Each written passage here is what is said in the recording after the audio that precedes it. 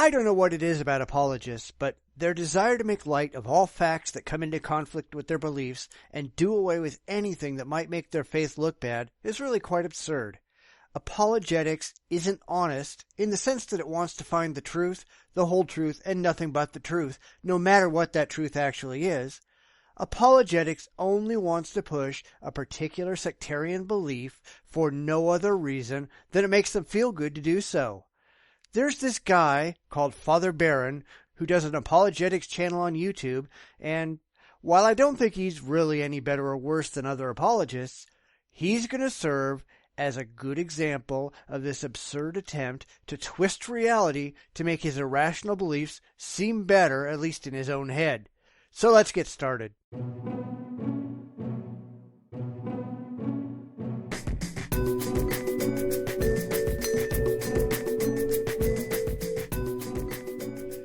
Well, Daniel Dennett, who's one of the four horsemen of the New Atheist movement, said back in 2003 that those who hold to a purely naturalist atheist view should call themselves the Brights, thereby distinguishing themselves clearly from the poor, dim, benighted souls that hold to a supernaturalist view of the world. So the smart people are just, claim this title. We're the bright people. But what Father Barron doesn't mention, and I'm not at all surprised, is that most atheists out there immediately rejected the idea that we should call ourselves Brights. That's why nobody, at least as far as I'm aware, calls themselves a Bright today.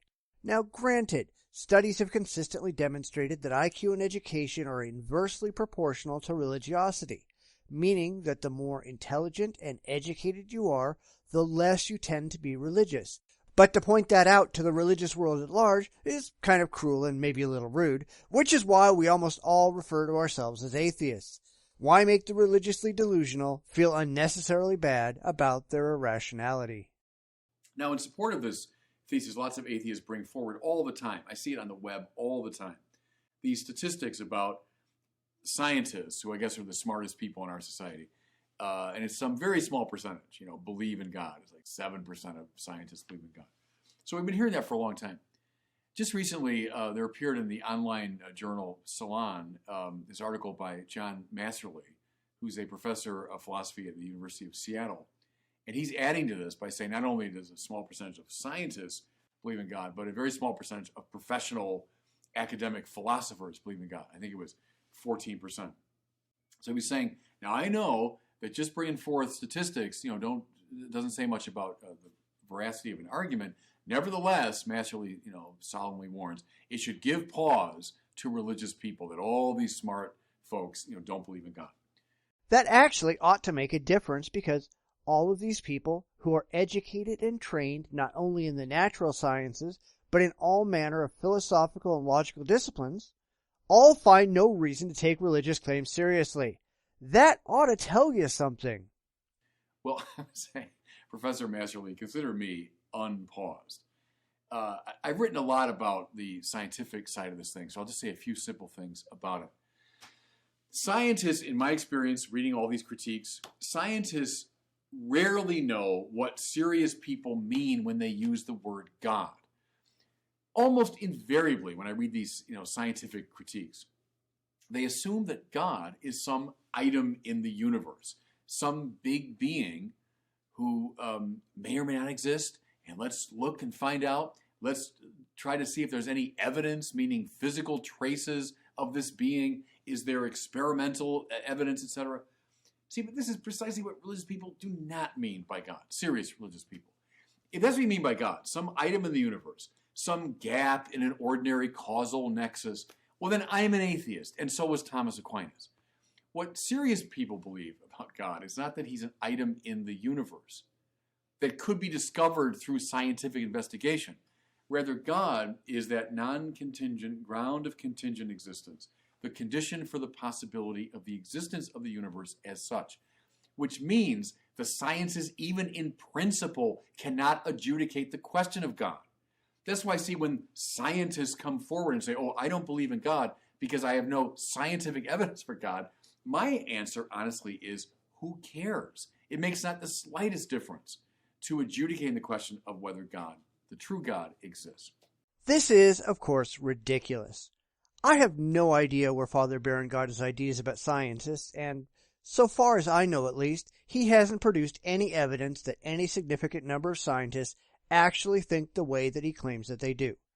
I have a feeling that he pulled his claims straight out of his ass, but I guess he's more than welcome to demonstrate otherwise, and I'd be happy to change my view. In my experience at least, I have yet to meet a single scientist who does what Barron claims. For those that are interested in examining the question of does God exist, they listen to theists explain what they mean by God, and then proceed to examine those claims to see if they are demonstrable or defensible in any meaningful way. See, the definition of what people mean by God has changed dramatically over the years, mostly because older definitions have become patently absurd, and theists have to stuff their ideas about God into ever smaller boxes to hide them from rational evaluation. The Bible starts off with God openly talking to Adam and Eve and walking with them in the Garden of Eden. God talks to Noah. God provides clear and unambiguous miracles to his chosen people. But we see as the centuries roll on that these miracles get smaller and smaller and eventually stop entirely. Jesus does nothing particularly noteworthy during his supposed time here, and thereafter there's really no reason to think that miracles happen at all. Christians make God impervious to rational evaluation because they know that rational people will just laugh at them when their God fails in every single test. Today, the Christian God is a vapor, a phantom, entirely immune to any objective evaluation or examination whatsoever. That's not something that Christian apologists like Barron ought to be proud of. In reality, if God is not detectable via any objective means, if there's no evidence that God has left behind that he has actually intervened with the universe in any demonstrable way, then why should anyone with half a clue believe such a God exists? Okay, so 7% of scientists don't believe in God. Who cares, is my honest answer to that. Now, what about Master Lee's suggestion that, 86% of philosophers, professional philosophers, don't believe in God? Presumably, they know what serious religious people mean when they use the word God. Well, here's my first observation. Not necessarily. There are a lot of different areas of philosophy. The philosophy of religion is a particular branch of philosophy, and a lot of professional philosophers don't know much about it, have not looked seriously into that corner. In fact, I discovered something through one of my researchers that behind this poll of philosophers, that only 5% of the philosophers interrogated specialized in the philosophy of religion. The vast majority of the philosophers that were surveyed don't specialize in these areas. So they don't really have any particular expertise in adjudicating these complex questions of the nature and existence of God. That's really irrelevant, and I'll tell you why. In all areas of philosophy, the only segment where religious belief is actually higher than non-belief is the philosophy of religion. Why? Because that's where all the religious people go. What Barron is essentially saying is that he only cares about philosophers of religion because those are the only people who take his beliefs seriously. It's a self-fulfilling prophecy. The reason the non-religious do not specialize in that particular area is because they found no validity to the subject matter at all, and thus are not going to waste their time in a field of study that appears to them to be entirely false. Turn this thing around, by the way. If you do survey those who specialize in philosophy of religion, the vast majority of them are theists. Rather interesting. So watch how these statistics present a very skewed view just on the surface of things. More to it. They will crush you with the observation that the traditional arguments for God's existence have been refuted.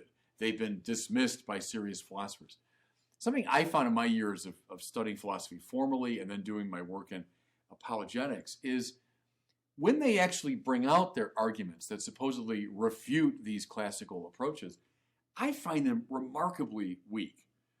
Many philosophers just kind of take on faith almost. Oh yeah, those have been dealt with a long time ago. But when they bring forward the actual presentation, I find them remarkably weak. And amazingly enough, we all feel the same about you. Philosophy and science do not operate on blind faith like you do. They do not adopt an unchanging worldview and insist that it can never be wrong and any evidence to the contrary must be incorrect. That's the position of religion. All religion, even if they won't admit it.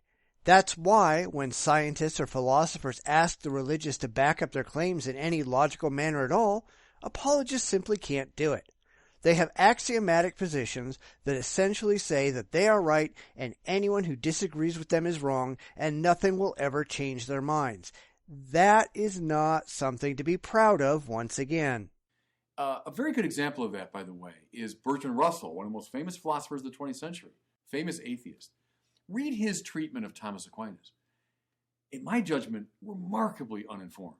When he rejects Thomas's treatment of infinite causal series, it betrays a profound misunderstanding of what Thomas is about. This is coming from one of the most famous philosophical atheists of the 20th century, a fortiori in many of Russell's lesser disciples. So I don't find this the least bit persuasive that the philosophical establishment has rejected these arguments.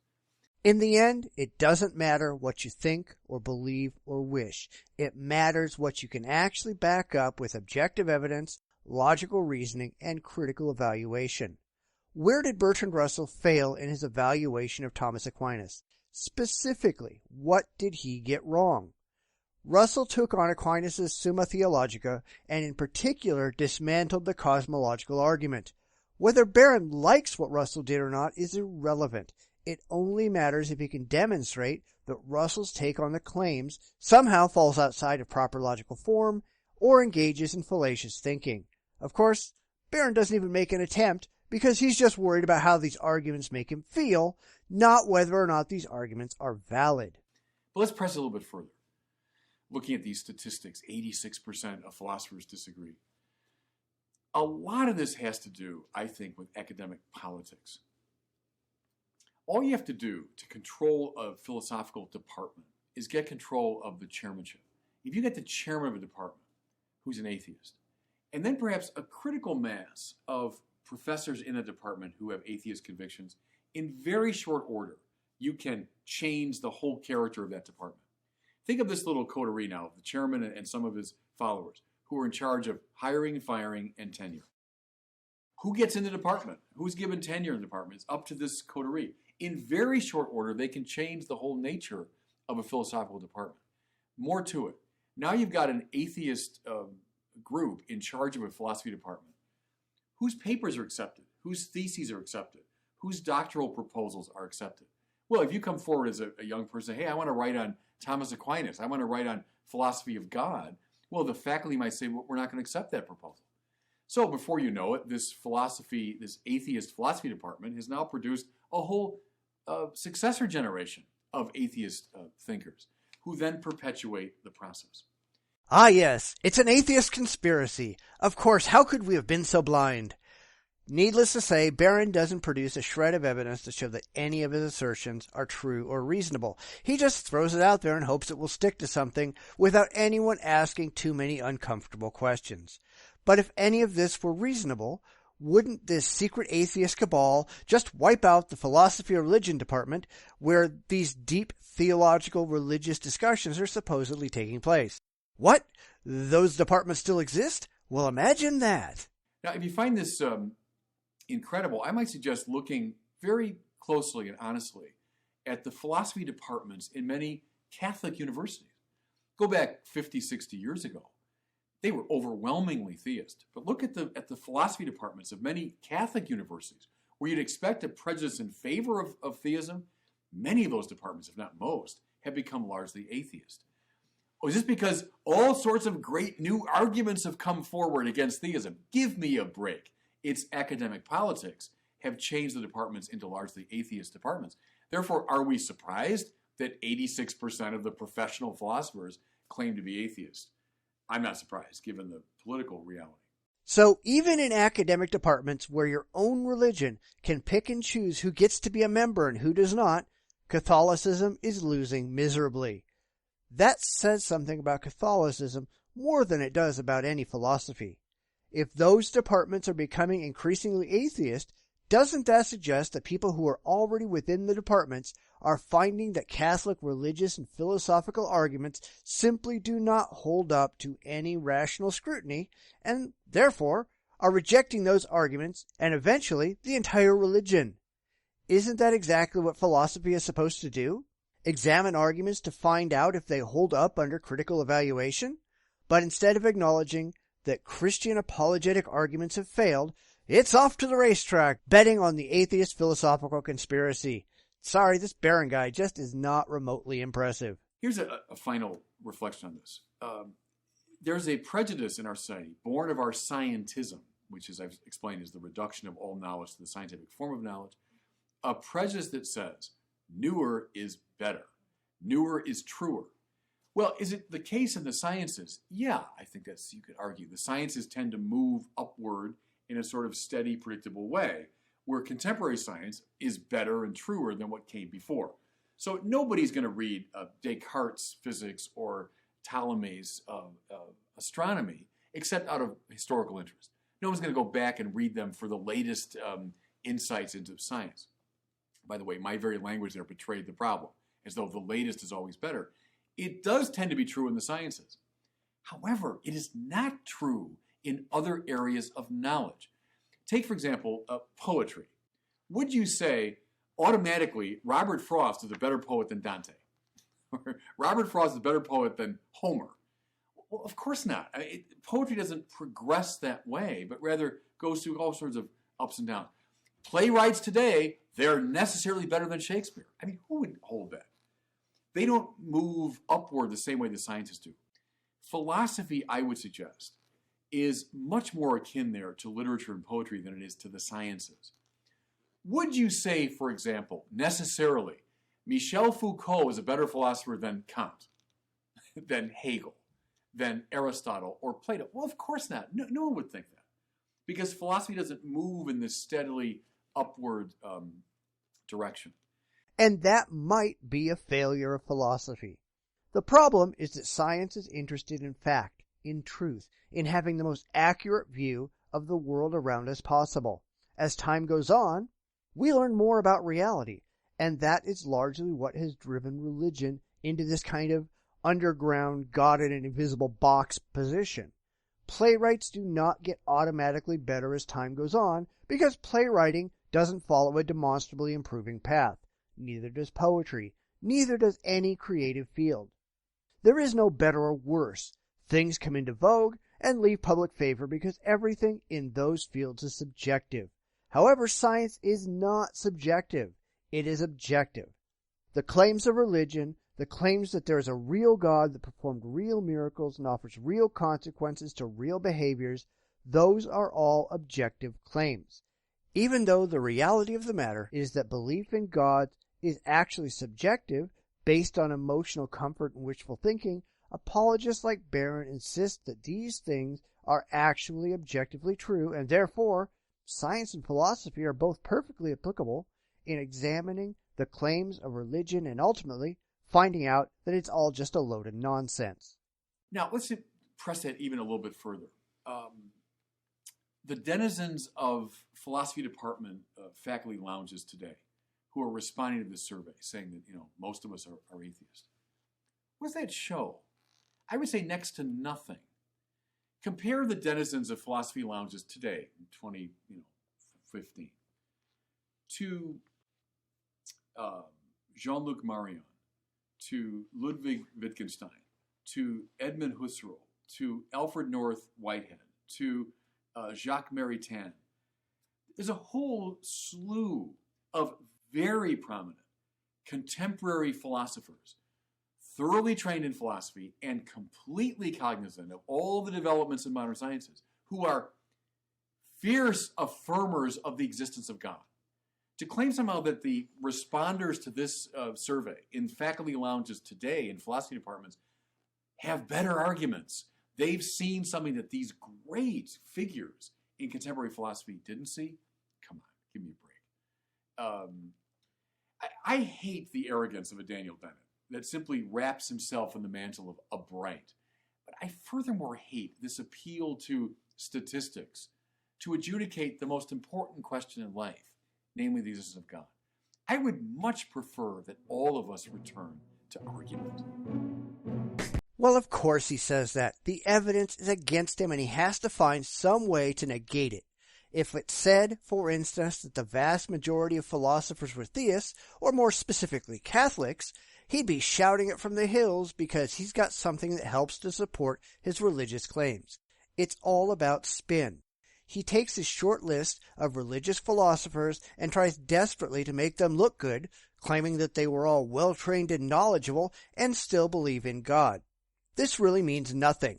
I'm sure you could find a certain small number of philosophers that believe in Bigfoot too, and trumpeting their accomplishments and their training still doesn't change the fact that we have no good reason to take a belief in Bigfoot seriously.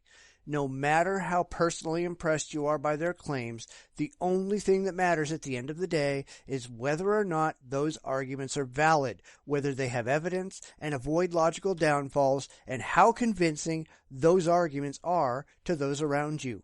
Religion fails because it really brings nothing to the table. It has blind beliefs based on empty claims supported by a subjective reading of a Bronze Age book without a shred of objective evidence. Science and philosophers and rational thinkers of all kinds have rejected religion, not because of some vast atheist conspiracy, but because it makes absolutely no sense. Religion fails in every objective test, and no matter how hard Father Barron clenches his eyes and sticks his fingers in his ears, it's clear that he's not interested in the truth. He's got theological blinders on and has no interest in ever taking them off. Thanks for listening. I'm happy to bring you refutations of religious and political nonsense, but I need your help. Please comment, like, and subscribe, and tell everyone you know so that the audience can continue to grow. The more the message spreads, the sillier religion actually looks, and the sooner this planet can be free of the shackles of irrational belief.